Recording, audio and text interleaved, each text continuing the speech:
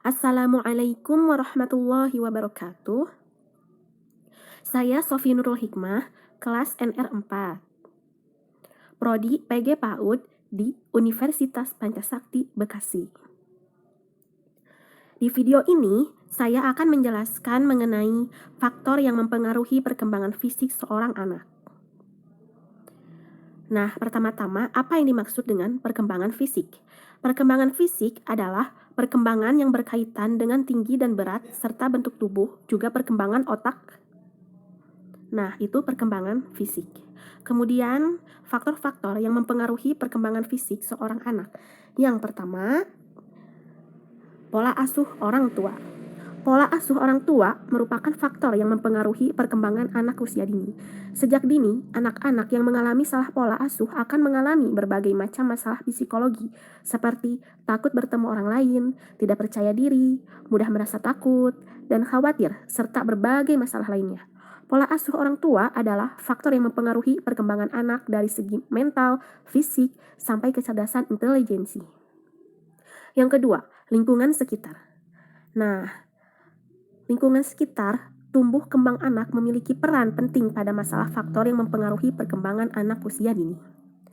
Anak-anak yang sejak dini tinggal di lingkungan kurang sehat seperti hidup di antara penjudi, peminum, dan lain sebagainya akan menganggap lingkungan seperti itu merupakan dunia yang biasa baginya.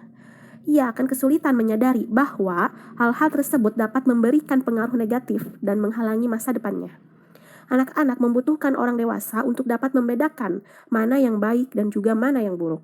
Mereka akan meniru apa yang dilakukan orang dewasa di sekitarnya.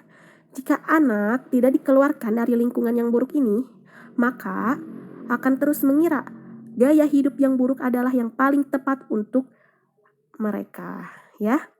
Nah, kemudian yang ketiga yaitu nutrisi dan gizi.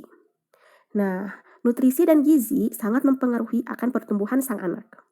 Tidak hanya dari segi fisik yang terlihat, tapi juga faktor kognitif dan motoriknya. Tubuh yang mendapatkan nutrisi dan gizi yang baik senantiasa sehat dan dapat tumbuh dengan optimal. Anak-anak yang mendapatkan cukup perhatian dalam hal nutrisi dan gizi bisa terhindar dari masalah kekurangan gizi hingga masalah kesehatan lainnya. Setidaknya, mereka tidak gampang sakit, sehingga mereka bisa fokus belajar untuk menjadi cerdas dan berkembang menjadi orang sukses. Yang keempat, permainan dan tontonan. Ada berbagai macam permainan dan juga tontonan yang punya peran terhadap faktor yang mempengaruhi akan perkembangan sang anak. Hal ini dikarenakan permainan dan tontonan dapat memberikan pengaruh pada kecerdasan pikir dan visual anak. Bila sejak dini, anak mendapatkan rangsangan pertumbuhan otak melalui permainan dan juga tontonan yang lolos standar seperti Lego, catur, ular tangga, sempoa, dan lain-lain sebagainya, serta tontonan positif seperti film-film bertema edukasi, maka syaraf-syaraf otak anak akan mengembangkan kemampuan sistem memori, visual, kecerdasan, bahasa, dan lain sebagainya. Tentu ini akan lebih baik daripada yang tidak diberi stimulus sama sekali. Yang kelima, hiburan dan rekreasi. Faktor yang mempengaruhi perkembangan anak berikutnya adalah perasaan bahagia. Hal itu bisa diperoleh dari hal-hal sederhana seperti rekreasi. Bentuk rekreasi pun tidak harus didapatkan dengan harga mahal. Rekreasi seperti mengajak anak melihat-lihat pemandangan sekitar rumah, pemandangan alam yang hijau, pegunungan, atau hal sederhana seperti memasak bersama, serta pergi ke pusat bermain, sudah dapat merangsang perasaan bahagia sang anak.